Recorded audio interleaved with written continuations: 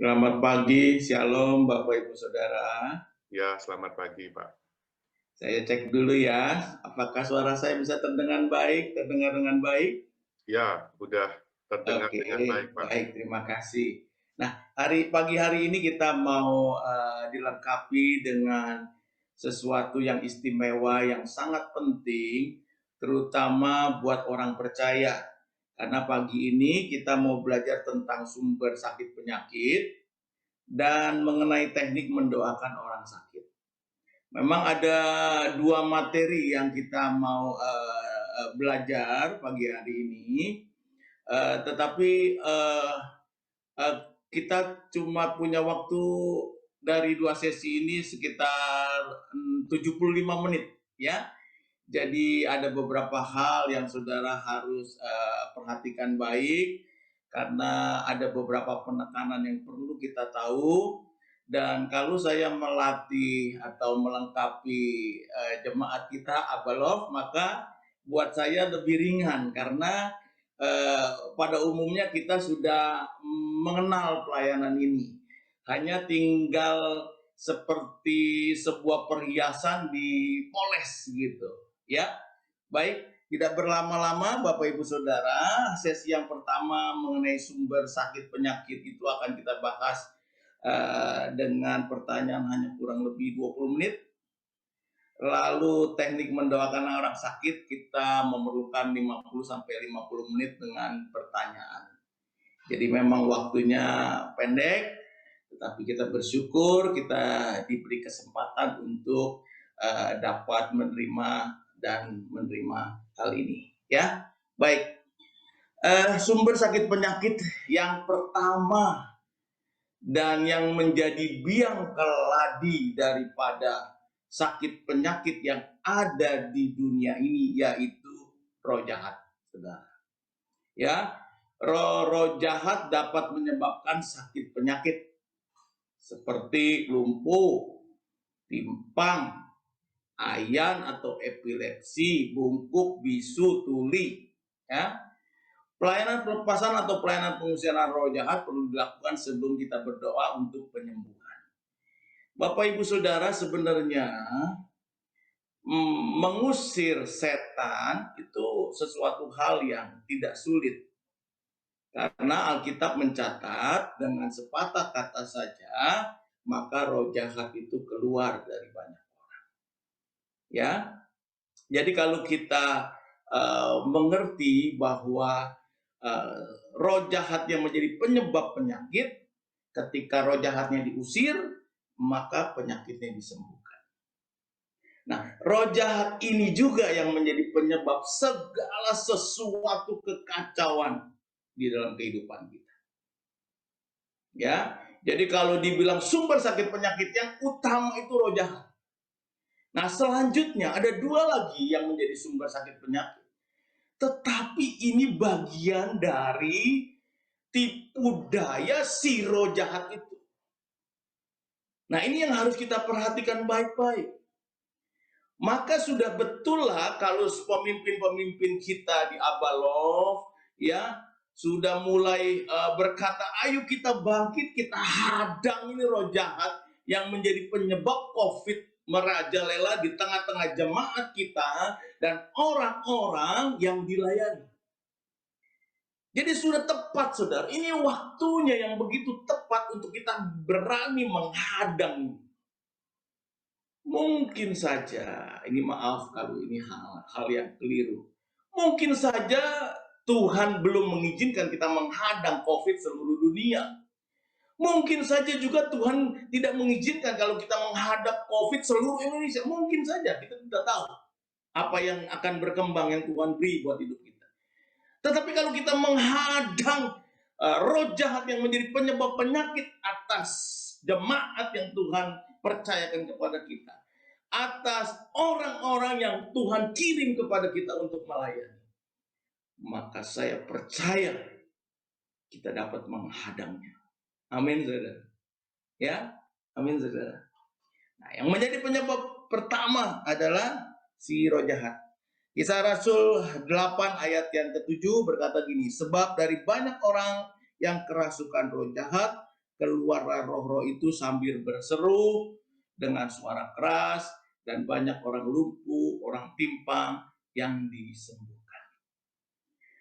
Jadi kalau roh jahatnya diusir, penyakitnya disembuhkan. Ya, yang kedua yaitu dosa, saudara. Pak, dosa ini penyebabnya apa? Wah, gitu kan pertanyaannya. Dosa adalah tipu daya daripada si roh jahat itu sendiri. Ya kan? Betul, saudara? Dosa ada yang diturunkan, ada yang menjadi pilihan buat seseorang. Ya, dia suka, dia senang melakukan dosa. Maka kalau seseorang berdosa, pertobatan adalah kunci penyembuh bagi penyakit-penyakit yang disebabkan karena dosa.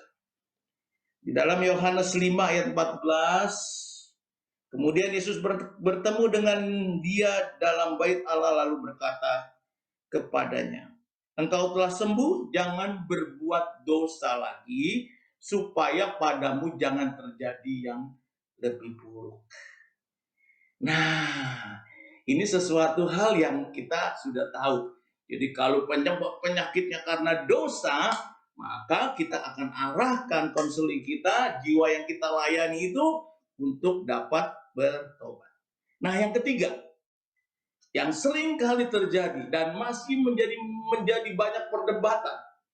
Waktu saya berkata penyebab penyakit adalah roh-roh jahat, maka ada banyak orang berkata, bukan roh jahat, Pak, tetapi karena kebiasaan kita, karena pilihan kita mau makan enak terus dan sebagainya. Tetapi saudara harus tahu, ini adalah bagian dari tipu daya roh jahat buat hidup kita. Amin, saudara.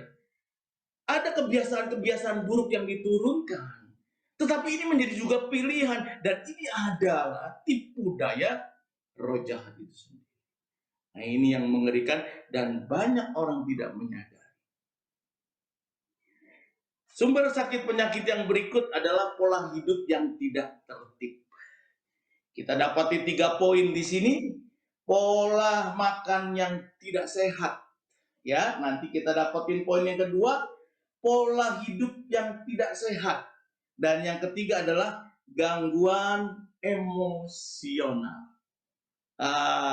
Ya. Nah, pola makan yang tidak sehat, saudara mengertilah ya. Kalau lihat gambarnya aja udah ngerti.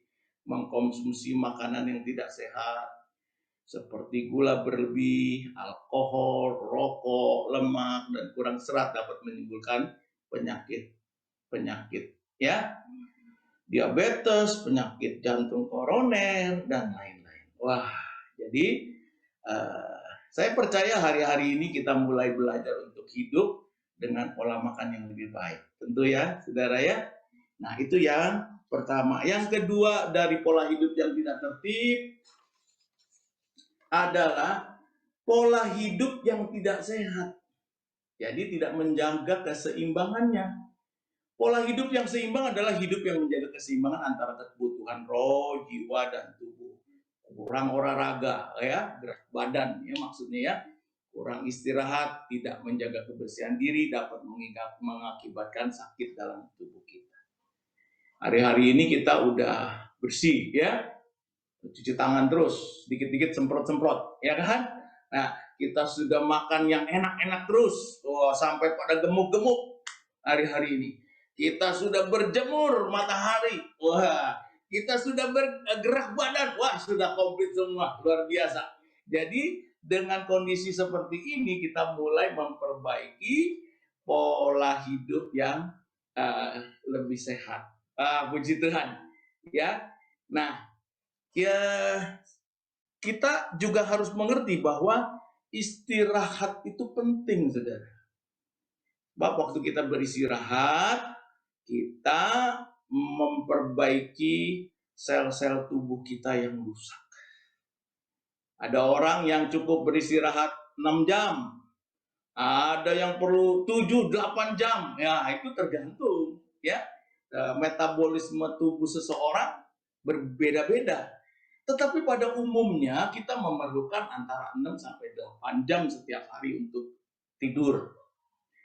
Nah, di sini ada catatan, tidur adalah waktu tubuh untuk memperbaiki sel-sel tubuh kita yang rusak. Antara jam 11 sampai jam 1, tubuh kita mendetoks bagian tubuh di lever, di hati kita.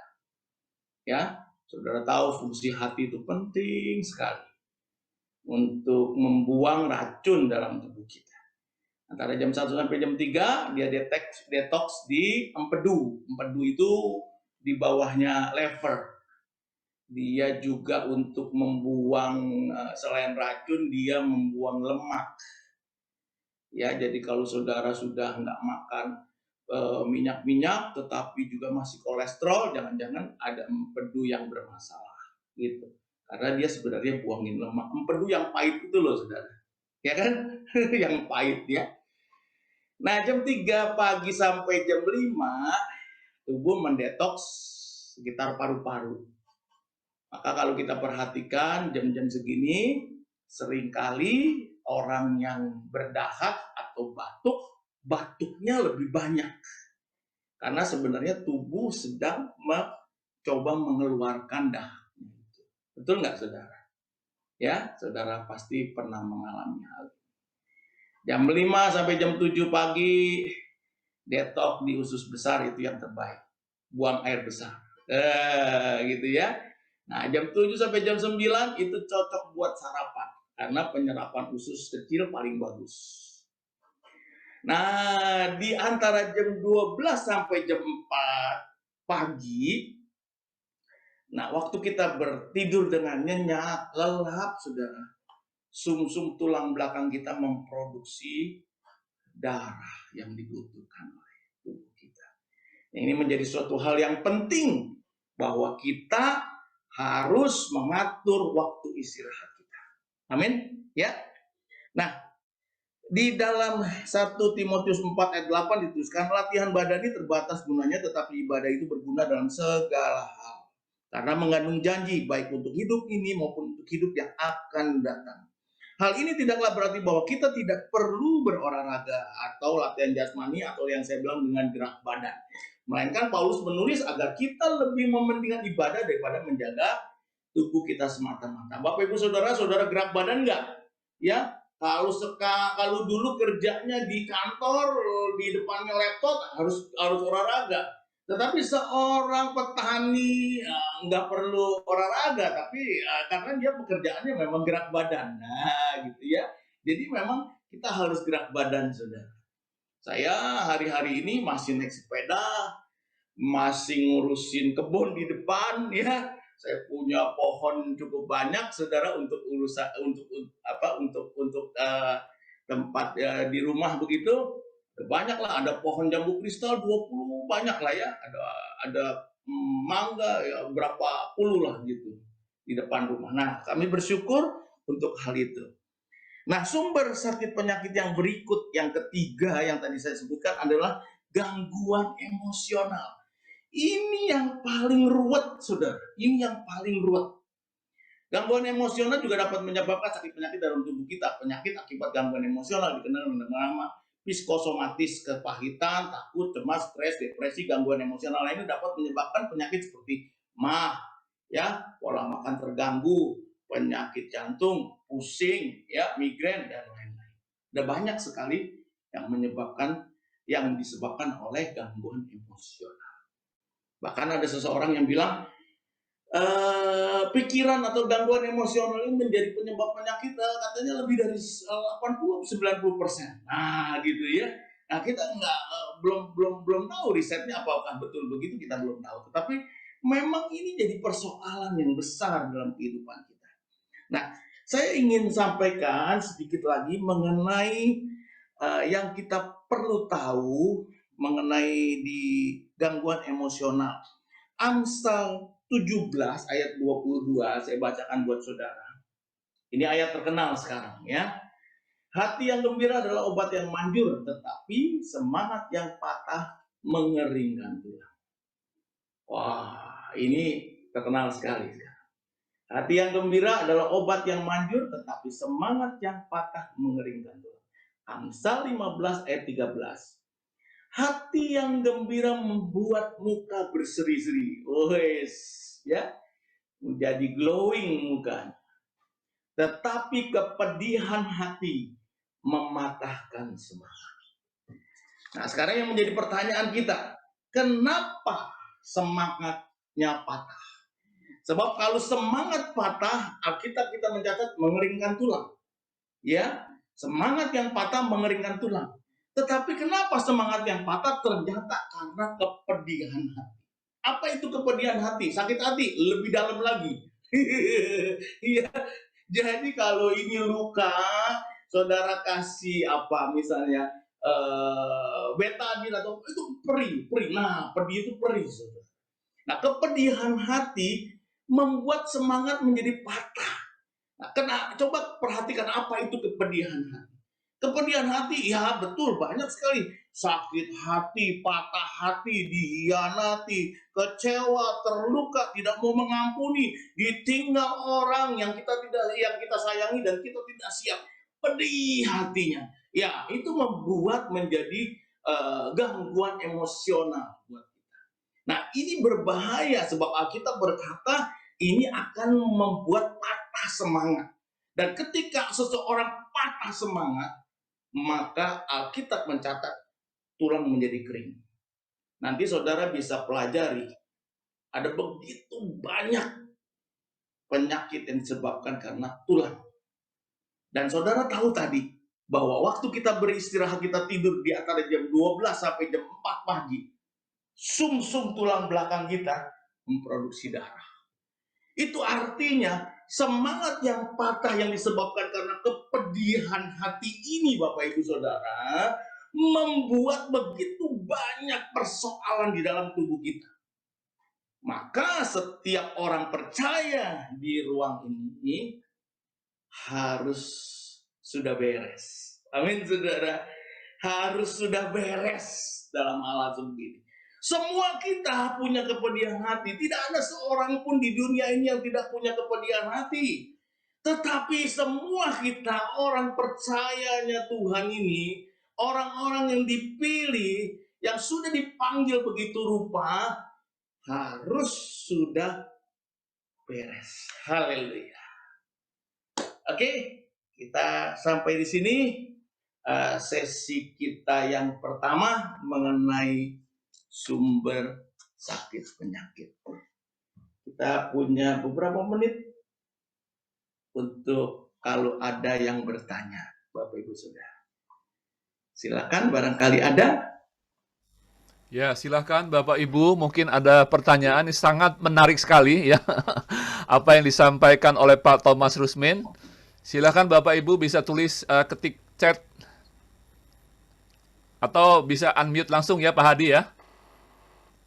Ya, saya mau Ya. mulai bertanya ya. Nanti teman-teman, Bapak Ibu bisa juga open mic ataupun tulis di room chat ya pertanyaannya. Ya, Pak Thomas Rusmin, apakah ada sakit penyakit yang karena satu disiplin dari Tuhan atau hukuman gitu ya dari Tuhan, sehingga kita mengalami itu untuk supaya kita sadar gitu ya akan pelanggaran kita. Oke, terima kasih Pak Hadi. Yang saya percaya tidak ada. Tetapi itu akibat dari ya tadi ya, ada kebiasaan yang diturunkan dan akibat dari tipu daya roh jahat sehingga pola makan kita buruk. Itu. Saya mengalami banyak pengalaman mengenai hal itu. Bahkan sudah seingat saya sudah 4 kali saya di ujung maut, saudara. Jadi saya mengerti mengenai hal itu, mengerti betul. Ya, bagaimana saya memperlakukan tubuh saya waktu saya masih muda. Buruk sekali. Dan saya mengerti bahwa itu adalah tipu daya yang buat saya pada waktu itu adalah kebenaran. Nah, ini kan berbahaya. Ini berbahaya buat kita, Bapak Ibu Saudara. Jadi kalau sekarang kita dengan kondisi yang kita ada sekarang ini, maka sebenarnya kita sudah bersyukur ya, anak-anak muda bisa belajar banyak dari sosial media, walaupun juga banyak yang ngaco ya, tetapi paling tidak bisa mengerti apapun yang mereka ingin tahu gitu. Gitu Pak Hadi. Jadi kalau buat saya nggak ada. Ya. Jadi Hanya sakit. Tuhan mengizinkan hal itu terjadi. Nah, itu aja. Ya, jadi bukan datang dari Tuhan ya untuk Bukan. mendisiplin kita. Iya. Itu karena mungkin kita ada dosa ataupun cara hidup yang salah gitu ya. Betul sekali. Sebenarnya dari sana ya. Ya. Betul sekali Pak Hadi.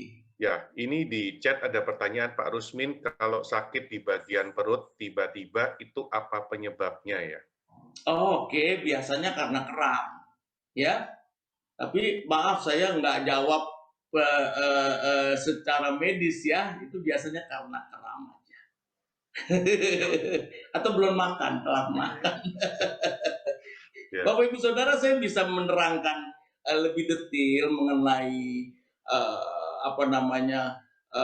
obat-obatan tradisional. Saya bisa menerangkan lebih detail dengan beberapa penyakit yang mungkin timbul, tetapi waktu kita memang mepet sekali. Jadi biasanya kalau mendadak itu karena kram, ya. Biasanya rileks sebentar, sembuh lagi. Ya. Nah, ini ada pertanyaan sebenarnya tadi udah dijelaskan ya. Saya mau tanya, bisakah penyakit itu karena serangan roh jahat? Mungkin kalau saya lengkapi lagi pertanyaannya Pak Rusmin, apakah orang percaya, orang-orang yang sudah lahir baru, bisa sakit karena serangan roh jahat? Ini kalau kita punya celah bisa. Tapi justru saya bilang kepada Bapak Ibu Saudara, setiap orang percaya itu dalam hal gangguan emosional itu udah harus beres. Nah, di ruang ini kan, ini bukannya orang baru kan. Ini orang yang sudah bertahun-tahun melayani Tuhan gitu loh. Jadi jangan cerita lagi tentang sakit hati. Ya udah, itu mah udah lewat. Bukan nggak ada, udah lewat gitu loh, saudara. Saya pernah di rumah sakit dipaksa seorang rohaniawan untuk bertobat. Dan saya nggak suka sekali. Kenapa? Saya sudah jelaskan bahwa saya adalah orang yang melayani. Ya, dan saya bilang saya orang berdosa. Saya udah jelaskan. Tapi persoalan itu saya sudah selesaikan. Tetapi dia paksa saya untuk bertobat. Nah, ini kan aneh, saudara. Nggak begitu kondisinya. Ya, nggak begitu kondisinya. Kondisinya adalah saya sakit karena saya bodoh waktu muda, gitu loh. Ngerti nggak, saudara? Saya salah, saya ketipu waktu saya muda. Saya nggak pernah makan sayur, olahraganya acak kadul, ya kan? Tidurnya sembarangan waktunya. Kayak gitu loh, saudara. Jadi bukan karena saya melakukan dosa lalu saya jadi sakit. Nggak cerita begitu, ya. Nah, saya bilang saya orang berdosa, tapi udah selesai. Nah, kalau udah selesai mau diselesaikan yang mana lagi kan gitu. Ya. Jadi kalau kita nggak buka celah, roh jahat nggak bisa ya, Pak Thomas ya. Kalau kita tidak membuka celah, roh jahat tidak bisa sentuh kita ya, tidak bisa. Nggak bisa, sama sekali tidak bisa. Ya. Ya, saudara ingat, sama sekali tidak bisa. Ya. Ya, ini ada Bu Lina Silain udah angkat tangan, apa ada yang mau ditanyakan? Iya, mohon maaf saya tidak buka video. Pak, saya mau tanya, jika seseorang yang sudah hidup di dalam Tuhan, dia menderita penyakit psoriasis dan itu sudah dialami sekitar 20 tahunan lebih, bahkan sampai sekarang. Dia melayani, dia setia, tapi penyakit itu kan kalau di dalam ilmu kedokteran belum ada obatnya. Nah, kalau seperti itu, Pak, apakah itu maksudnya penyakit itu Tuhan izinkan terus berada pada dia? Kenapa dan bagaimana, Pak, maksudnya? Itu aja, Pak. Terima kasih. Oke, terima kasih Bu Lina. Saya jawab ya. Memang ada beberapa misteri yang sampai hari ini kita tidak mengerti apa yang Tuhan maksud. Jadi tidak semua kita bisa jawab. Ya, yang kita tahu bahwa Tuhan mengizinkan hal itu terjadi, ya, mungkin disebabkan karena kesalahan dari turunan, ya, diturunkan, atau juga karena pilihan-pilihan. Tentu ada banyak orang berkata, aku tidak memilih ini, artinya aku tidak melakukan dosa atau kesalahan. Bisa saja dari turunan. Bapak Ibu Saudara, kita juga tidak mau lahir dalam kondisi berdosa, bukan? Tetapi Alkitab mencatat kita diturunkan dosa itu, gitu, ya, sehingga kita memerlukan Kristus dalam kehidupan kita. Nah ini, ya, nah ada satu case yang berbeda waktu murid-murid yang berkata, Tuhan, orang ini sakit karena kesalahan orang tuanya, kah? Apa karena dosanya dia? Tuhan berkata, bukan itu. Tetapi supaya kuasa Allah dinyatakan di dalam hidupnya. Itu case khusus, saudara. Amin, saudara. Nah, ini akan panjang dan lebih luas. Tetapi hari ini kita mengerti bahwa ada sesuatu hal, ada banyak banyak hal yang kita memang buat kita masih misteri. Ya, itu jalan Tuhan yang luar biasa. Ya, makasih Pak Thomas. Ya, karena waktu ya teman-teman, ini pertanyaan terakhir untuk sesi ini ya, sekaligus dua pertanyaan. Penyakit kanker dan kejiwaan skizofrenia, Pak Thomas. Apa yang menjadi penyebabnya, kanker dan skizofrenia kejiwaan? Oke, kalau kejiwaan itu kan karena kepedihan hati, ya. Nah, terus kanker itu karena biasanya satu karena turunan, yang kedua karena sel-sel tubuh kita menjadi liar. Nah, kenapa sel-sel tubuh kita menjadi liar? Biasanya karena ada satu masa di mana kita juga tertipu itu, pola hidupnya nggak benar, pola makannya nggak benar, gitu loh, saudara. Ya, gitu. Ya, jadi kanker bisa juga pola makan ya, Pak, memicu Bisa. ada sel kanker itu ya. Bisa. Ya. Atau kecenderungannya malah ada di gangguan kejiwaan itu, gangguan emosional itu. Ya, begitu stres, ya saudara akan bisa baca tuh di internet. Ya marah-marah 5 menit menurunkan daya tahan kita 6 jam kayak gitu ya. Lah saudara kadang-kadang marahnya berapa jam? Ada yang marah 3 hari 3 malam. Ya ada orang sakit hati bukan 3 hari, 3 tahun, 5 tahun, sakit hati bertahun-tahun. Coba bayangin, gimana nggak mau rusak hidup kita, saudara. Nah inilah sebabnya kita harus belajar dengan tepat, ya. Oke, terima kasih. Kita lanjut nih, ini lebih kita seru lagi. Lanjut ke Ya, sesi sesi berikutnya. kedua lebih seru, saudara. Apakah kita bisa lanjut, Pak Ya, Adi? bisa, Pak Thomas, kita lanjut. Oke, kita lanjut ya mengenai teknik mendoakan orang sakit, ya. Teknik mendoakan orang sakit, saudara. Cara yang dapat dilakukan adalah dengan penumpangan tangan. Kalau dulu kita offline, maka kita menumpangkan tangan secara langsung, artinya meletakkan tangan. Meletakkan tangan itu meletakkan tangan, bukan dorong, bukan unyak-unyak kepala orang. Meletakkan tangan itu meletakkan tangan. Amin, saudara. Meletakkan tangan itu tangannya diletakkan gitu ya. Nah, saudara, waktu saudara meletakkan tangan, waktu kita offline tentu ya. Nah, kita bisa meletakkan tangan di dahi. Ini saya sebut dengan tumpang tangan total, ya. Kita bisa meletakkan tangan di dahi atau di tempat tubuh yang sakit, saudara. Dengan cara apa, Pak Thomas? Dengan cara sopan dan berwibawa. Biasanya untuk kita menjaga etika, seorang pria harus mendoakan pria, wanita mendoakan wanita.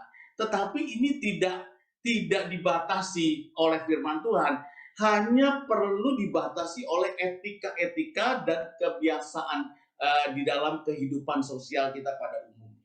Jadi kalau dianggap pantas, nggak ada masalah di tempat umum dan sebagainya misalnya, atau di KKR atau di dalam pelayanan nggak ada masalah. Ya, nah kalau kita meletakkan tangan atas orang sakit, terutama untuk orang yang lanjut usia itu lebih hati-hati. Kenapa? Karena budaya kita nggak boleh pegang kepala orang tua sembarangan, betul nggak saudara? Ya, kalau saya minta izin. Ya Oma, saya minta izin mendoakan Oma. Oh ya, dengan senang hati lah. Ya, dia dengan senang hati.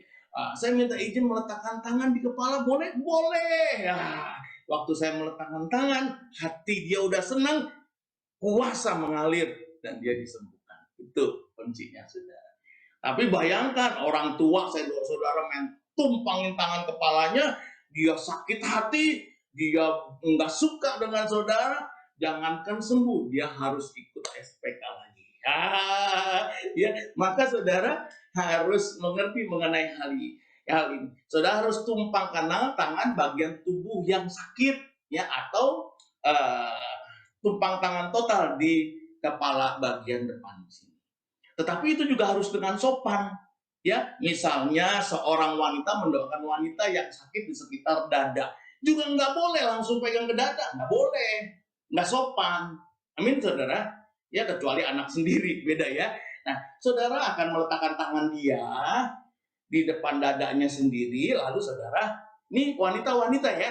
Nah, pria juga demikian. Jadi kita harus menjaga kesopanan. Saudara-saudara, waktu saudara meletakkan tangan atas orang sakit, saudara harus perhatikan ada kuasa yang mengalir dalam diri saudara. Kenapa? Mujizat dan kesembuhan adalah sebuah kuasa yang diberikan kepada kita untuk dialirkan, saudara. Nah, waktu Tuhan Yesus juga merasakan ada kuasa yang mengalir di dalam tubuhku ketika seorang wanita 12 tahun penjara menjamah ujung jumbainya, Tuhan Yesus merasakan kuasa itu mengalir. Nah, saudara pernah merasakan kuasa mengalir ketika saudara berdoa buat orang sakit? Nah, itu dia. Ya, harus lebih peka mengenai hal ini. Sebab ada di dalam kehidupan kita itu kuasa yang nyata untuk mengalirkan kuasa kesembuhan itu, saudara. Nah, sekarang bagaimana Pak Thomas kita pakai Zoom? Nah, ini dia ajaibnya Tuhan kita. Sama saja. Bahkan beberapa waktu yang lalu saya mendoakan seseorang yang punya ilmu, bukan ilmu, artinya dirasuk roh jahat dari kakek, papa sampai ke dia, gitu. Dan roh jahatnya cukup kuat. Bahkan saya bisa mendoakan lewat Zoom dan roh jahatnya keluar. Mudah sekali, saudara. Sangat mudah. Jadi bagaimana saudara meletakkan tangan kepada orang sakit di depan media ini? Saudara bisa letakkan tangan seperti begini, ya. Atau saudara bisa berdoa untuk orang dengan meletakkan cara dengan ada di layar, ya, di spotlight gitu, lalu di layar seperti begini misalnya. Walaupun belum sempurna, saya bikin gini. Nah, kalau ada spotlight di sana, saya bisa berdoa, saya bisa maju ke sana untuk bisa mendoakan seseorang, gitu, ya. Oke. Seperti begitu, saudara. Dan Pak, hasilnya bagaimana? Ternyata sama. Luar biasa Tuhan kita. Luar biasa. Ya. Jadi penumpangan tangan itu cara yang luar biasa. Yang kedua, perintah dengan otoritas. Nah, ini kita tahu perintah dengan otoritas. Coba kita lihat di dalam Lukas 9 ayat 1 sampai 2. Injil Lukas 9 ayat 1 sampai 2, mudah-mudahan saya nggak terlalu cepat. Tapi saudara, walaupun saya terlalu cepat, saudara bisa mengikutinya ya. Maka Yesus memanggil ke-12 muridnya lalu memberikan tenaga dan kuasa kepada mereka untuk menguasai setan-setan dan untuk menyembuhkan penyakit-penyakit. Ayat yang kedua, dan ia mengutus mereka untuk memberitakan kerajaan Allah dan untuk menyembuhkan orang. Bapak Ibu Saudara, awalnya Tuhan Yesus itu mengutus ke-12 muridnya, memberikan tenaga dan kuasa, power and authoritas. Apa artinya? Kekuatan dan wewenang. Senjata dan wewenang. Itu jelas banget. Untuk apa? Pertama, untuk memberitakan Injil Kerajaan Allah. Yang kedua, untuk apa? Untuk mengusir setan-setan. Bukan diusir setan-setan ya, untuk mengusir setan-setan. Yang ketiga, untuk menyembuhkan orang sakit. Awalnya kepada 12 murid. Lalu Tuhan melebarkannya lagi.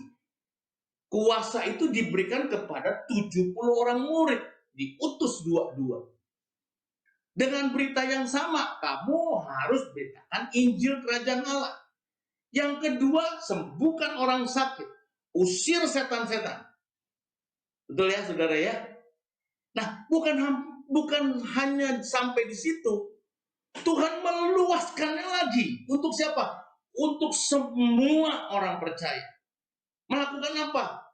Memberitakan Injil Kerajaan Allah, mengusir setan-setan, dan menyembuhkan sakit penyakit.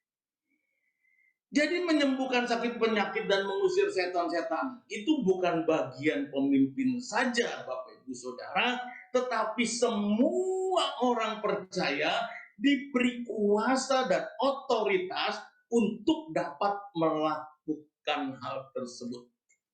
Jadi kalau saudara orang percaya, maka saudara dapat melakukan hal tersebut. Kenapa Pak Thomas? Karena ada kuasa yang sudah diberikan dan sampai hari ini belum pernah dicabut. Belum pernah dicabut. Kuasa itu tetap ada di dalam diri saudara. Hanya persoalannya belum diaktifkan dalam hidup saudara. Saudara sendiri tidak mengaktifkannya. Karena kenapa? Karena iman saudara tidak mengaktifkannya itu terjadi. Nah, berbicara tentang otoritas yang diberikan oleh Tuhan, maka berbicara tentang pelayanan bagaimana seseorang bekerja, berjalan, melayani dengan otoritas. Seseorang yang bergerak di dalam otoritas harus tunduk kepada otoritas di atasnya. Nggak bisa enggak. Kalau saudara seorang pekerja Tuhan, seorang percaya, tapi saudara perasaan hatinya selalu berontak terus, kuasa itu nggak bisa bekerja. Saudara mau seperti apapun nggak bisa. Kenapa? Karena ini berbicara tentang otoritas tertinggi yang diberikan kepada kita. Maka bagaimana Pak Thomas? Maka seseorang harus tunduk pada otoritas di atasnya. Di keluarga ada otoritas, betul nggak? Di tempat kita kerja ada otoritas. Di dalam kehidupan hari-hari kita ada otoritas. Di dalam pemerintahan di mana kita hidup sekarang ini ada otoritas. Maka kita harus tunduk kepada otoritas itu. Jangan lawan. Kalau kita lawan otoritas, wah Pak, jadi kita tuh jadi robot. Bukan berbicara tentang jadi robot. Tetapi ini berbicara sikap hati kita loh, saudara. Bagaimana sikap hati kita mau tunduk kepada pemimpin-pemimpin kita. Sebagai orang-orang yang melayani, kita punya otoritas di atas kita. Ya kan? Ada penatua-penatua, ada pemimpin-pemimpin. Jadi kalau saudara tidak mau hidup di bawah otoritas, tidak mau tunduk kepada otoritas, maka ini susah dilakukan. Itu jadi penyebabnya. Waktu saudara berkata kepada penyakit, hei kamu penyakit, engkau keluar. Penyakit senyum-senyum gitu loh ya, kalau digambarkan. Lu siapa? Lu sendiri kagak nurut sama orang. Iya kan? Nah, di dalam Lukas 4 ayat 39, maka ia berdiri di sisi perempuan itu lalu menghardik demam itu. Penyakit itu pun meninggalkan dia, perempuan itu segera bangun dan melayani mereka. Ya, maka dipegangnya tangan perempuan itu lalu lenyaplah demamnya, ia pun bangun dan melayani dia. Ini cerita yang sama tentang mertuanya Petrus. Ya, di dalam Lukas dikatakan Tuhan menghardik lalu memegang tangannya, kira-kira begitu. Di dalam Matius dikatakan Tuhan memegang tangan perempuan itu. Di dalam Matius 17 ayat 18, dengan keras Yesus menegur dia, lalu keluarlah setan itu daripada dia, dan anak itu pun sembuh seketika itu juga. Nah, ini yang murid-murid bingung, Tuhan, kenapa aku tidak dapat mengusir roh jahat dari seorang anak muda yang sakit ayan itu, gitu kan? Tuhan berkata kepada murid-murid, kamu harus mempersiapkan diri, ya, harus dengan doa dan puasa, gitu.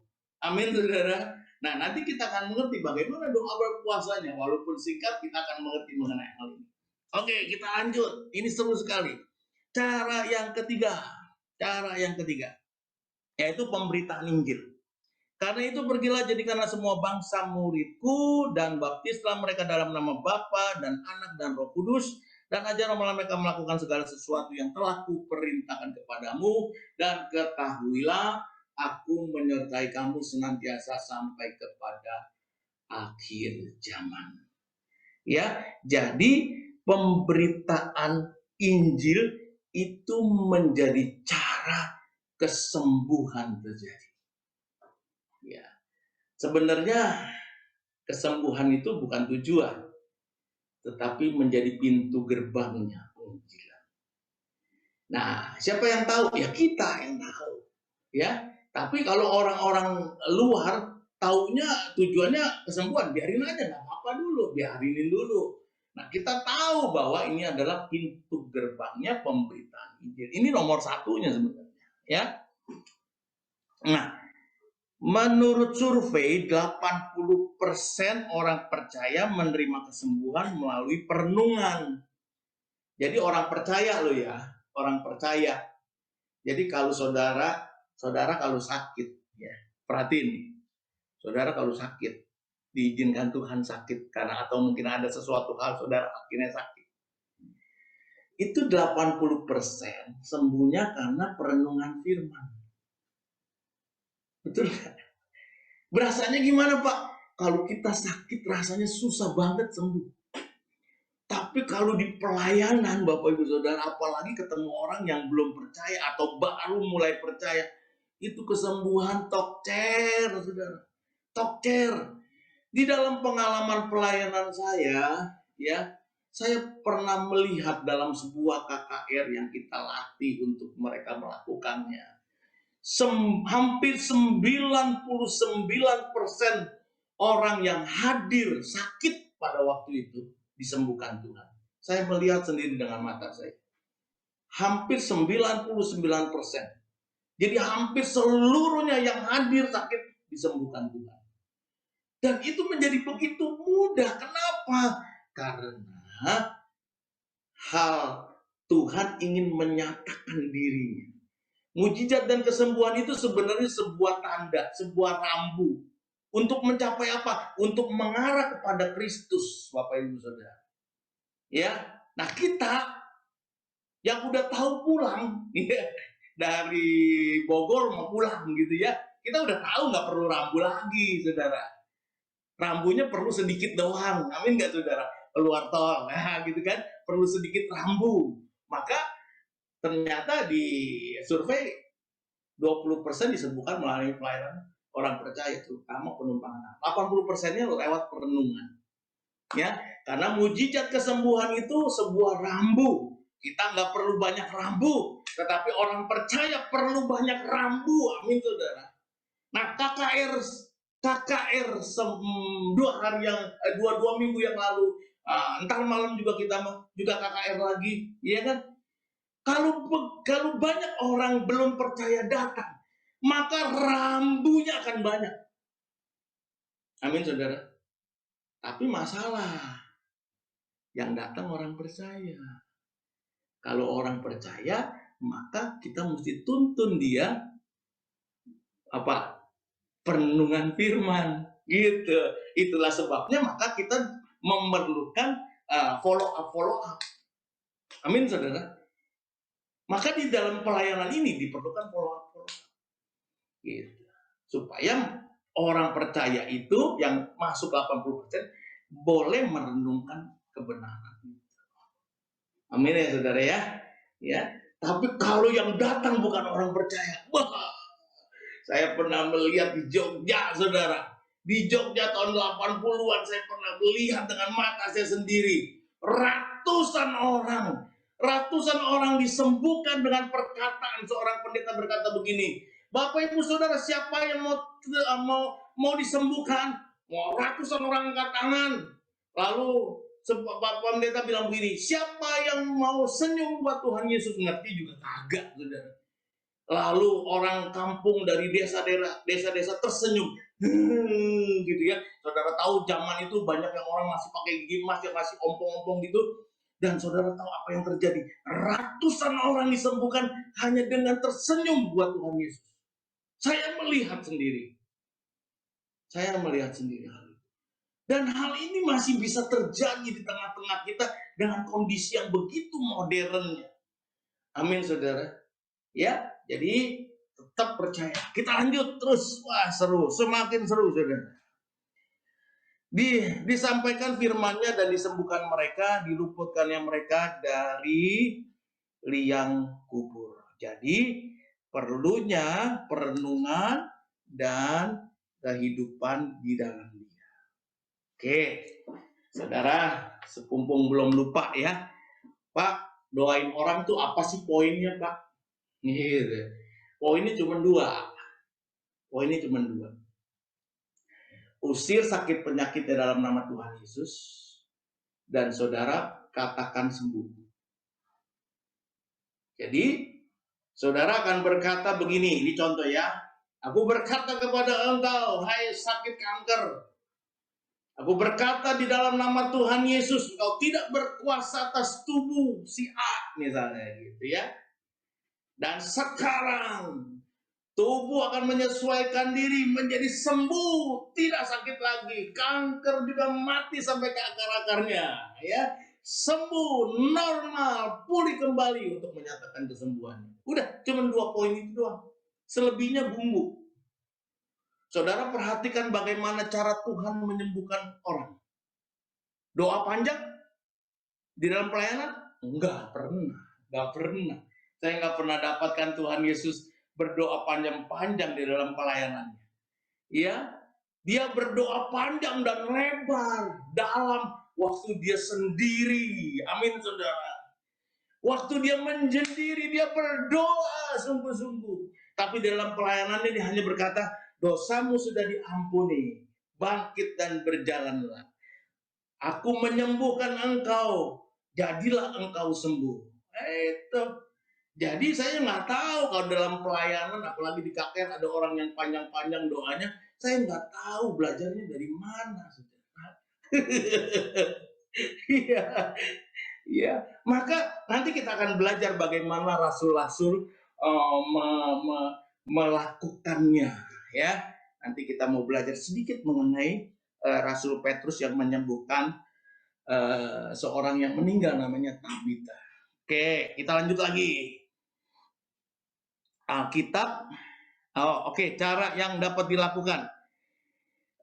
Komunitas. Belum ya, Amsal dulu ya. Oke, lompat. Ini kita udah ngerti kok. Cara yang dapat dilakukan, komunitas yang menyembuhkan. Dosa dapat menghalangi penyembuhan, saling mengaku dan mendoakan dapat menjadi alat untuk menerima kesembuhan. Jadi saudara perlu komunitas yang begitu bagus, di Kompak, di Komsel, apalah namanya, ya. Yang penting sebuah komunitas yang betul-betul memberikan kekuatan kepada saudara. Ya, kalau ada komunitas yang bilang, aduh, kena COVID ya, hati-hati lo. Wah, down, saudara. Kemarin tuh orang sesak napas mati. Ya, gimana punya komunitas begitu? Punya komunitas tuh yang, ayo semangat, kuat. Perlu apa? Vitamin saya ada, saya kirim. Nah, kayak gitu. Amin, saudara. Itu baru benar. Jangan, kemarin ada orang COVID, udah negatif, 2 hari mati. Waduh, takut kita, saudara, kayak gitu-gitu. Jangan begitu. Kalau saya terbiasa, saudara, ketemu orang yang sakit parah sekalipun, saya akan mengambil suatu poin di mana suatu hal yang baik yang dia terima dari Tuhan. Misalnya gini ya, dia bisa merasakan sudah mulai enak makan. Nah, saya akan bilang, itu poin. di mana pemulihan terjadi. Ya memang begitu, saudara. Ya, kita kalau sakit kan nggak enak makan. Dan begitu mulai enak makan. Nah, apalagi kemarin itu kita ketemu seorang konseli yang bilang gini, saya kena COVID Pak, aduh saya takut banget gitu ya, bapak-bapak takut banget gitu ya, sampai udah baik pun masih tetap pakai oksigen gitu ya. Saudara dia bilang gini, saya udah bisa makan nasi padang Pak, wah udah makan nasi padang mah ajak-ajak saya bilang gitu. Itu mah udah baik, nggak usah pusing ya kan. Saudara ya, udah bisa makan nasi padang, waduh luar biasa. Nah hal-hal seperti begitu saudara, jadi saudara perlu komunitas yang menyembuhkan. Cara yang dapat dilakukan oleh dengan cara yang lain, cara yang pengurapan dengan minyak ya. Alkitab juga mengajarkan kita untuk mengoles orang sakit dengan minyak supaya mengalami kesembuhan. Minyak hanyalah sarana yang dapat dipakai Tuhan untuk menyembuhkan, tapi minyak bukanlah penyembuh. Jadi minyak itu titik kontaknya saja. Pakai minyak apa Pak? Yang terbaik minyak zaitun untuk kulit. Kalau nggak ada Pak, bisa kayu putih, bisa minyak baby oil, bisa minyak goreng yang baru, ya. Kalau nggak ada, gitu. Tapi itu pun biasanya kalau saya tergantung tuntunan Roh Kudus, nggak selalu. Sebelum pandemi kalau saya keluar melayani, saya biasa bawa sebotol minyak. Dan itu minyak zaitun untuk kulit. Kenapa saya pakai minyak zaitun untuk kulit? Karena supaya menghindari orang alergi. Jangan pernah pakai minyak goreng yang udah bekas menggoreng ikan asin, jangan saudara. Nanti orangnya dikerubutin semut. Ya, jadi pakai minyak yang baru. Oke, kita lanjut. Kalau ada seorang di antara kamu yang sakit, baiknya memanggil penatua jemaat supaya mereka mendoakan dia serta mengoles dengan minyak dalam nama Tuhan. Yakobus 5 ayat 14. Oke, kita lanjut terus, kita ngebut terus sedikit lagi ya, karena pertanyaan-pertanyaan ini akan membuat kita seru. Cara yang dapat dilakukan lagi, lain-lain sesuai dengan petunjuk dari Roh Kudus.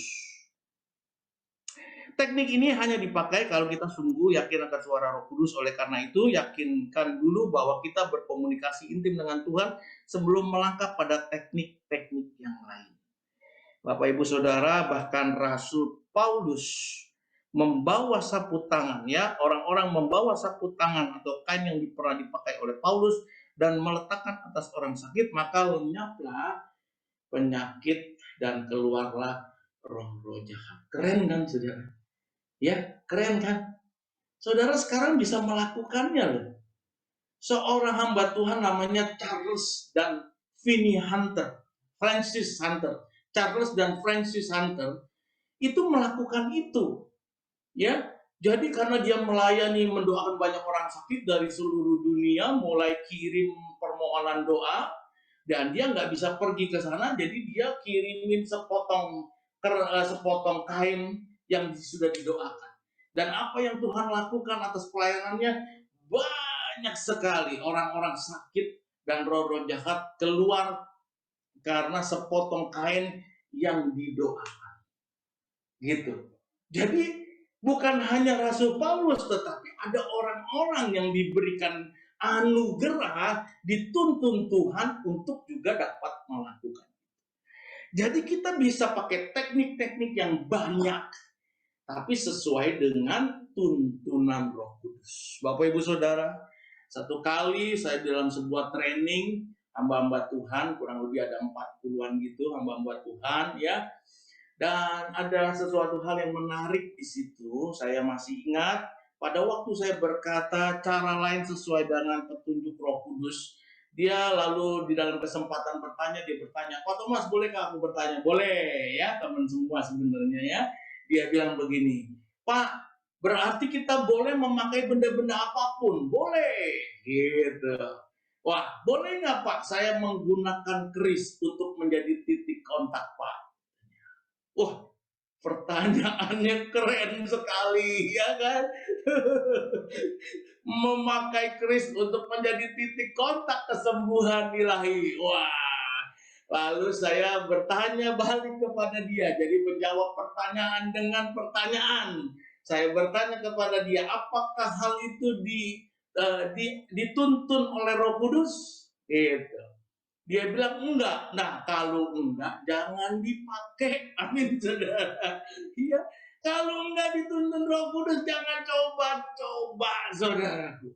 Sebab kita harus betul-betul dituntun oleh Roh Kudus. Ada beberapa orang juga dalam situasi-situasi tertentu di dalam pelayanan mendoakan rumah, ada yang mendoakan gedung gereja di desa, nggak ada minyak, tetapi Tuhan tuntun untuk dia mempergunakan air misalnya. Dan dia lakukan itu. Apakah itu disalahkan? Saya secara pribadi tidak menyalahkannya. Tetapi hal-hal seperti begitu tidak dapat diajarkan kepada jemaat. Tidak boleh diajarkan kepada jemaat. Kenapa? Karena itu sesuai konteks pada waktu itu, dan itu hanya untuk dia. Dan tuntunan Roh Kudus pada waktu itu, saudara. Ngerti nggak, saudara? Nah, ada seorang hamba Tuhan namanya Smith Wigglesworth. Smith Wigglesworth pernah hidup di Inggris, ya, seorang hamba Tuhan yang kurang berpendidikan. Saudara tahu kan nama ini, Smith Wigglesworth. Smith Wigglesworth itu punya kebiasaan yang unik sekali, tetapi catatan buku yang saya punya, dia paling sedikit pernah menghidupkan 17 orang mati. 17 orang meninggal pernah dibangkitkan sama Smith Wigglesworth. Smith Wigglesworth itu seorang yang nggak pernah sekolah, lalu baca juga diajarin sama istrinya, ya. Istrinya seorang yang saleh luar biasa.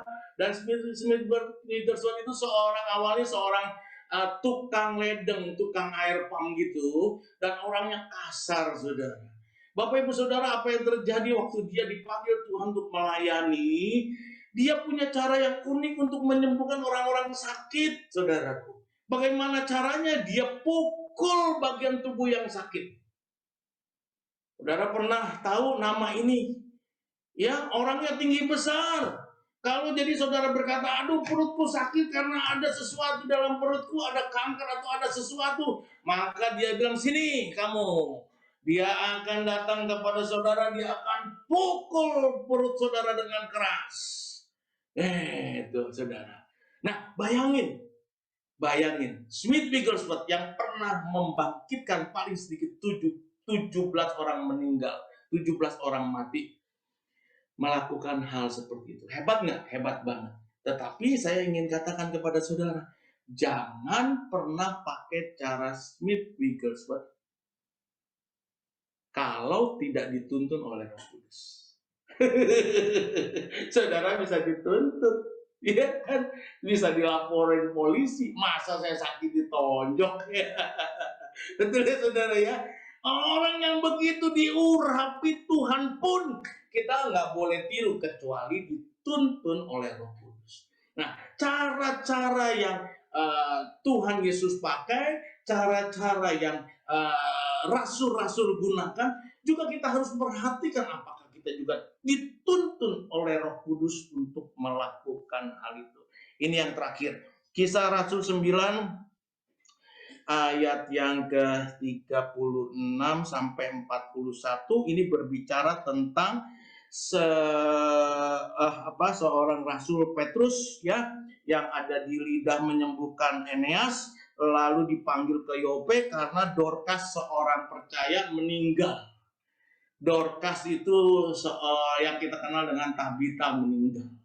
Tabita meninggal, lalu Rasul Petrus dipanggil oleh murid-murid di sana untuk membangkitkan Dorcas. Nah, ini persoalan besar apa persoalan kecil menurut saudara? Pada waktu itu pun ini persoalan besar, saudara. Udah mati, udah nggak ada napasnya. Walaupun kemarinnya udah menyembuhkan si Eneas yang sudah 8 tahun lumpuh dan berbaring di ranjang. 8 tahun loh, saudara. 8 tahun gimana tuh? Gini, 8 tahun. 8 tahun di ranjang, dia didoain sama si Rasul Petrus dan dia disembuhkan. Nah, kali ini yang dihadapi adalah Dorcas yang sudah mati. Apa yang Rasul Petrus lakukan, kita akan baca untuk kita dapat mengerti bagaimana seorang rasul mendoakan atau membangkitkan orang yang mati. Ya, oke, kita baca ayat yang ke-40. Tetapi Petrus menyuruh mereka semua keluar, lalu berlutut dan berdoa. Nah, ini dia luar biasa. Ya, tetapi Petrus menyuruh mereka semua keluar, lalu ia berlutut dan berdoa. Kemudian ia berpaling ke mayat itu dan berkata, Tabita, bangkitlah. Lalu Tabita membuka matanya, dan ketika melihat Petrus, ia bangun lalu duduk. Petrus memegang tangannya dan membantu dia berdiri. Kemudian ia memanggil orang-orang kudus beserta janda-janda, lalu menunjukkan kepada mereka bahwa perempuan itu hidup. Bapak, Ibu, Saudara, Petrus punya persoalan. Seorang murid Tuhan yang namanya Tabita mati. Lalu dia diminta untuk bangkit. Apa yang dia lakukan? Waktu dia datang ke sana, dia minta orang yang begitu banyak keluar dulu. Lalu dia berlutut dan berdoa. Amin, saudara. Kira-kira apa yang dia doakan? Kira-kira apa? Ya, betul. Dia datang kepada Bapa. Dia berkata, Tuhan, tolong hamba-Mu ini. Ya, biarlah belas kasihan-Mu turun kepada Tabita yang sudah mati. Aku mau bangkitkan dia. Tolong aku yang tidak berdaya ini, yang tidak memiliki kuasa apapun. Aku hanyalah seorang hamba. Tolong Tuhan, urapi aku, nyatakan diriku, nyatakan dirimu kepada seluruh orang-orang di tempat ini. Nah, itu sama seperti kita berdoa. Ya kan? Tapi apa yang terjadi setelah dia berdoa dengan berlutut, maka dia berpaling kepada Tabita. Kali ini bagaimana caranya? Dia memakai kata perintah dengan otoritas. Betul nggak, saudara? Dia berkata, Tabita, bangkitlah. Maka Tabita yang sudah mati bangkit. Itu seperti yang Tuhan Yesus ajarkan untuk membangkitkan Lazarus yang sudah 4 hari mati di dalam kubur, saudara. Ya, Lazarus, keluarlah. Orang mati suruh keluar. Saudara. Tapi persoalannya, saudara, persoalannya. Nah, jadi apakah Rasul Petrus berdoa dan puasa pada saat dia mau melayani? Enggak. Rasul Petrus berdoa puasa sebelum pelayanan dimulai. Amin, saudara. Dia berdoa panjang dan lebar setiap hari sebelum dia melayani. Dan pada waktu dia melayani, dia berlutut dan berdoa minta kemurahan Tuhan. Dan ketika kemurahan Tuhan itu turun, pengurapan turun, dia mulai berpaling kepada si Tabita. Tabita, bangkitlah, bangunlah. Maka Tabita bangun. Nah, ini yang kita harus pelajari dalam pelayanan kita. Haleluya. Ya, jadi bagaimana caranya dalam pelayanan kita? Jangan panjang-panjang berdoanya. Ya, Tuhan Yesus mengajarkan doanya pendek, saking pendeknya banyak orang nggak percaya kalau saya berdoa, saudara. Kalau saya berdoa nggak percaya. Ada sesuatu hal yang luar biasa. Ada tim saya berdoa pendek sekali. Ya, lalu si jiwa ini nggak puas, saudara. Nggak puas, lalu dia bilang gini, saya mau didoakan sama Pak Thomas saja. Mau didoain sama saya lebih pendek lagi doanya, saudara. Bukan lebih panjang, lebih pendek lagi. Karena memang saya belajar dari Tuhan Yesus bagaimana berdoa di dalam pelayanan. Itu pendek, cuma 2 poin. Saudara masih ingat poinnya? Usir sakit penyakit dalam nama Tuhan Yesus dan katakan sembuh. Haleluya. Kita sudah menyelesaikan materi kita. Aduh, masih dalam jadwal ya, Pak Adi ya. Puji Tuhan ya. Tinggal 10 menit. Ya, makasih Pak Thomas. Ya, ini ada pertanyaan Pak Thomas. Saya pernah mendengar teori kalau kita mengusir roh jahat tanpa puasa atau persiapan, roh jahat itu dapat berbalik masuk ke kita. Tapi saya tidak menemukan hal itu di Alkitab. Apakah itu suatu kebenaran? Enggak pernah. Enggak. Gini, kita orang percaya itu harus terbiasa berdoa dan berpuasa. Harus terbiasa. Enggak bisa enggak. Enggak bisa enggak. Jadi berdoa dan berpuasa itu bagian daripada hidup kita. Hidup siapa? Orang percaya. Amin, saudara. Nah, waktu kita mau melayani nih, kita tinggal minta kemurahan Tuhan. Begitu kemurahan Tuhan turun, maka kita berkata dengan perintah itu. Amin nggak? Rasul Petrus melakukan hal itu. Saya pernah menghadapi roh-roh jahat yang serem-serem. Dan saya nggak tahu itu kenapa begitu. Kalau saya diundang CG, saya tahu ini pasti ada orang yang ilmunya tinggi yang nggak keluar-keluar. Ya, dan saya hadapi. Pernah roh jahat yang nggak bisa keluar bertahun-tahun, saudara. Nggak bisa keluar bertahun-tahun. Itu karena kelasnya kelas dunia, saudara. Ya, roh jahatnya kelas dunia. Tapi saya tahu saya dibawa ke situ untuk lepasin dia. Begitu ketemu saya, biasa aja tuh. Walaupun bertahun-tahun nggak bisa keluar masuk kayak gitu. Nah, hal seperti begitu dianugerahkan kepada kita. Tetapi kepada kita semua orang percaya dianugerahkan kuasa yang sama. Untuk apa? Memberitakan Injil Kerajaan Allah, mengusir setan, dan menyembuhkan sakit penyakit. Apakah roh jahat bisa nyerang? Bisa. Mempan nggak? Nggak mempan. Nggak mempan. Kecuali memang saudara berbuat salah, berbuat celah, membuka celah, atau berbuat dosa. Mempan. Ya, kalau nggak ada dosa, mempan. Nggak bisa. Saudara, roh yang di dalam saudara itu Roh Kudus loh. Roh Kudus itu jauh lebih besar daripada roh-roh jahat yang ada di hidup kita, di dalam lingkungan kita. Saya mau sampaikan kepada saudara, dan saya sudah sampaikan berkali-kali kepada tim saya, bahwa kalian itu yang saudara hadapi itu bukan urusan roh-roh jahat di setan jeruk purut, suster ngesot, bukan. Kelasnya saudara dan saya itu kelasnya kota. Amin, saudara. Kota itu penguasa di udara yang kelasnya kota. Jakarta Timur, Jakarta Barat, Jakarta Utara gitu loh. Saudara paling tidak hadapi yang kayak gitu. Jangan hadapi yang cere. Cere itu apa lagi ya? Cere itu ya roh-roh jahat kecil gitu ya, yang nunggu di pohon jambu, di pohon belimbing. Itu mah nggak ada urusan sama kita. Nggak ada urusan. Saudara mengerti nggak ada urusan? Nggak ada urusan. Saudara datang ke situ, roh jahatnya gemeter kok. Gimana kita yang gemeter? Nggak mungkin. Apa yang membuat kita gemeter, saudara? Iya kan?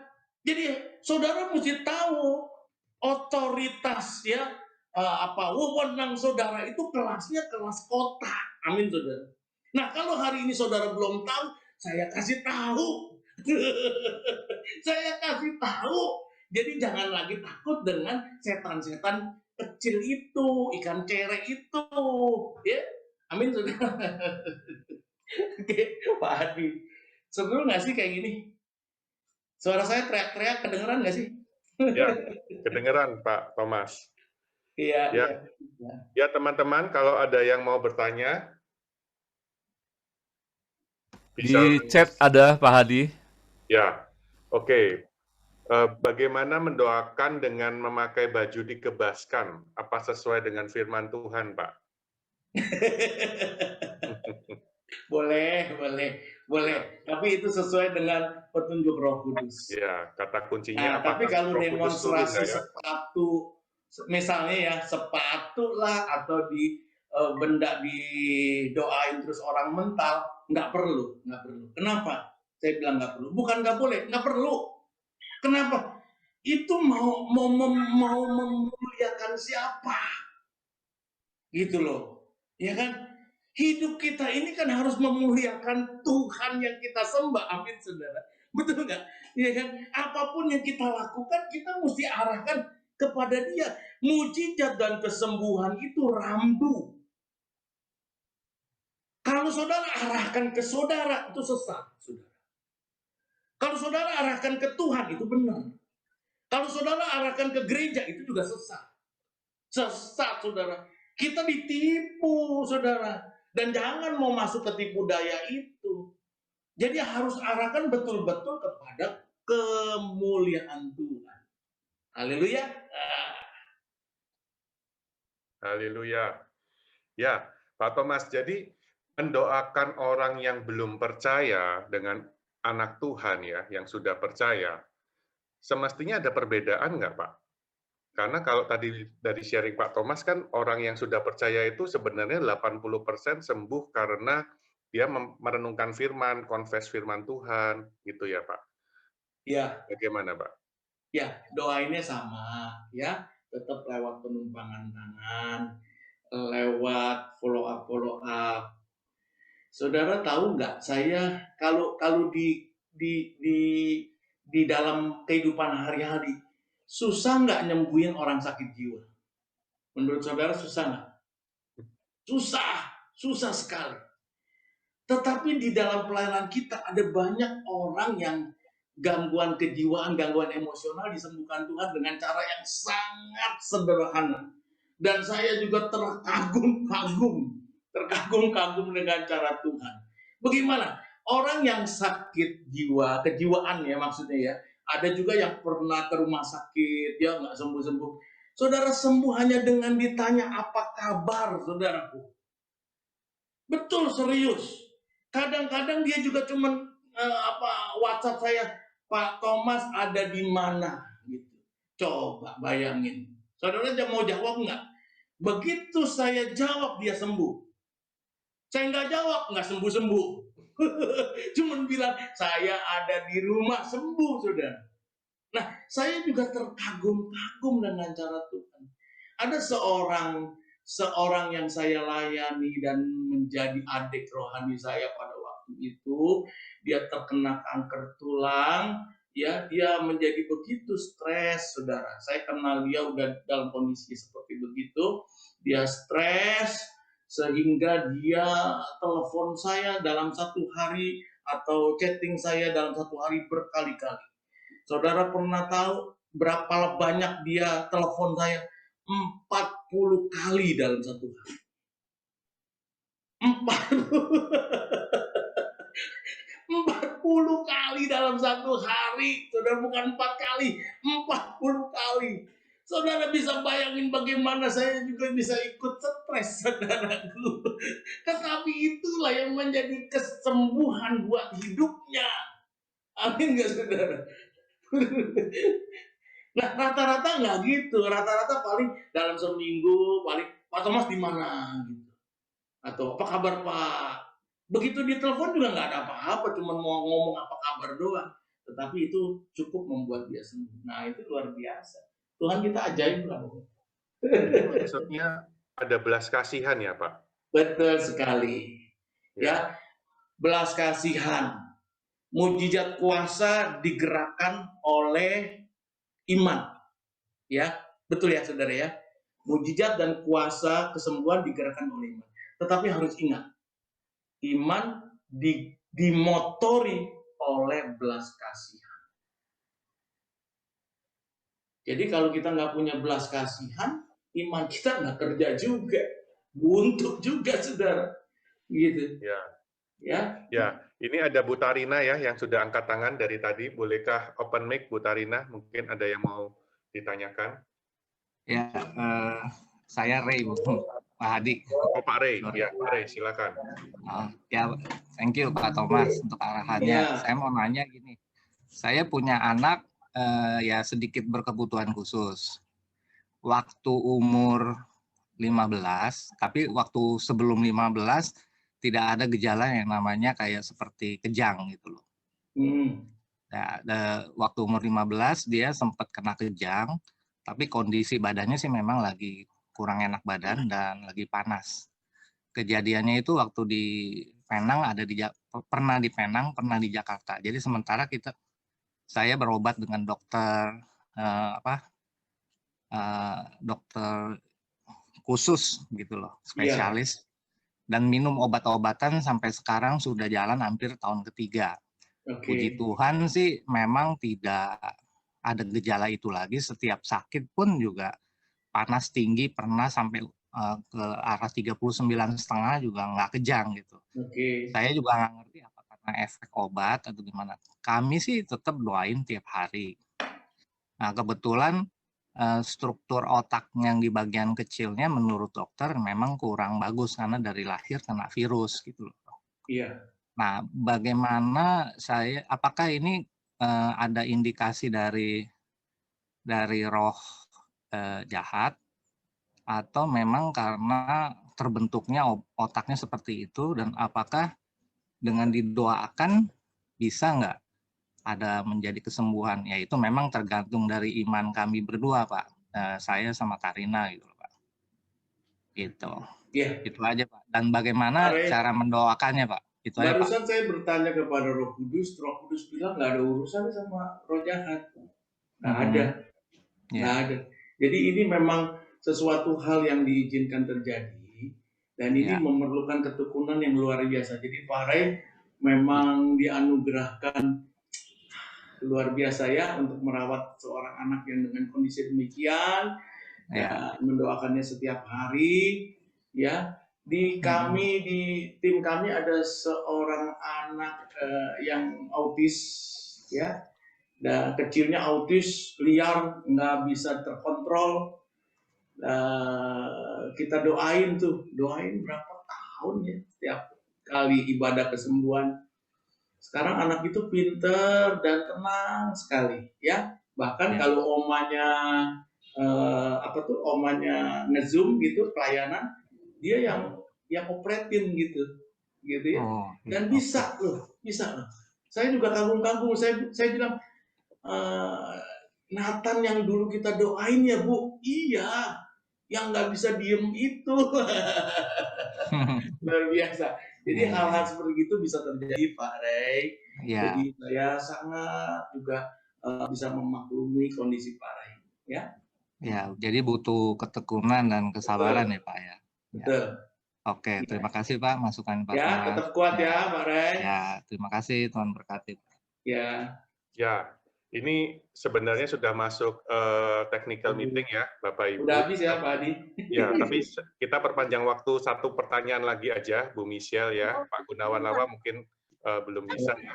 Kalau Bu Michelle mau bertanya, masih ada satu kesempatan, silakan Bu Michelle. Makasih Pak Hadi. Pak, maaf saya nggak pasang video.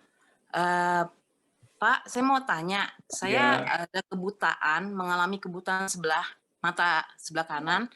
Total dokter bilang nggak bisa diperbaiki sama sekali. Udah cacat, tinggal menunggu nanti ciut dan bola matanya lepas dari tempat matanya gitu. Tapi itu makan waktu bertahun-tahun katanya. Nah itu saya ngalamin itu putus syaraf, jadi putus semua urat-uratnya syarafnya dari bola mata. Namanya ablasi.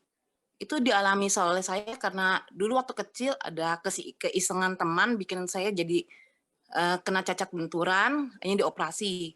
Nah itu udah tersolusi. Cuma pas waktu udah besar ini, saya berapa tahun yang lalu saya kerja bikin kue segala macam. Jadi saya maksudnya membantu suami angkat-angkat beban berat Pak jadinya. Nah itu jadi nggak boleh lagi. Putus Pak. Saya kurang pengetahuan juga soal itu. Ternyata nggak boleh angkat beban berat. Putus semua syarafnya. Lalu butalah sebelah. Saya sebenarnya secara pribadi ya udah nggak apa-apa. Kebetulan Tuhan tunjukkan kepada saya tentang Paulus. Tetap melayani Tuhan ya Pak ya. Matanya kurang jelas, matanya penglihatannya. Karena waktu bertemu dengan Tuhan Yesus itu yang kena sinar silau. Jadi saya nggak patah semangat. Cuma saya beralih jadi pelukis. Kebutaan saya itu memuliakan nama Tuhan Pak. Maksudnya orang pada bilang, "Oh kok bisa?" Oh itu anugerah Tuhan. Saya bisa melukis dengan buta ini karena Tuhan aja, bukan karena saya pintar, saya bilang gitu. Jadi saya merasa justru dalam keadaan begini saya bangga gitu sama Tuhan Yesus ya beracara. Cuman jadi kendalanya gini Pak, jadi masalah. Apakah saya layak ngedoain orang sakit Pak? Sedangkan saya kayak begini juga gitu keadaannya. Itu, Pak. Layak Bu Michelle, layak.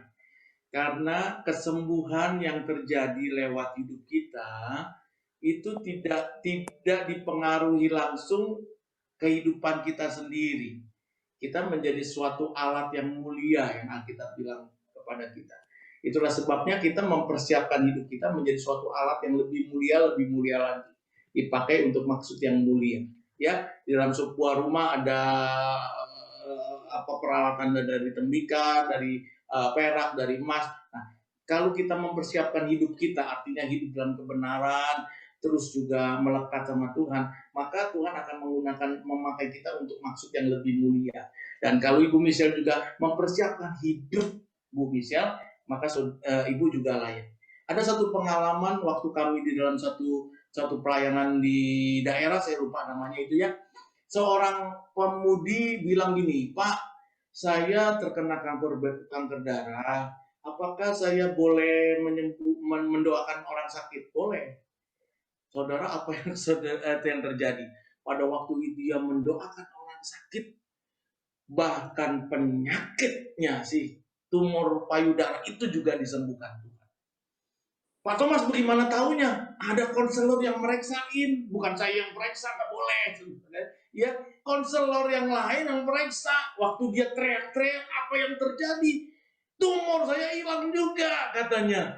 Wah, lalu diperiksalah sama seorang konselor yang wanita, dan ternyata memang waktu dia melayani, dia juga disembuhkan. Wow, luar biasa. Kita berharap sesuatu hal yang besar terjadi ya, Bu Michelle. Ya, Pak. Terima kasih banyak, Pak Thomas. Oke. Bangun. Terima kasih banyak. Yesus berkati. Ya, tetap semangat, Bu Michelle. Ya, tidak perlu tertuduh ya. Tuhan bisa pakai siapapun yang mau ya, dipakai oleh Tuhan. Iya. Ya, Pak Thomas, mungkin ada kata-kata penutup Pak dari Pak Thomas. Terima kasih. Mendoakan kita semua. Terima kasih waktu yang diberikan. Saya sudah diberikan kesempatan untuk melengkapi orang-orang kudusnya Tuhan di KTC dan beberapa area. Biarlah kasih dan kemurahan Tuhan senantiasa dalam kehidupan kita. Bolehkah saya mendoakan saudara? Angkat kedua tangan saudara. Ya, mari kita buat video teman-teman. Kita menerima urapan ini. Ya. Bapa dalam surga, kami berdoa menyerahkan hamba-hambamu. Ada 243 layar di tempat ini. Di dalam nama Tuhan Yesus, biarlah pengurapan-Mu turun ke atas setiap orang percaya, yaitu ketika mereka berdoa untuk orang sakit dengan cara apapun yang dituntun oleh Roh Kudus-Mu, maka mujizat kesembuhan terjadi. Di dalam nama Tuhan Yesus kami sudah berdoa. Amin.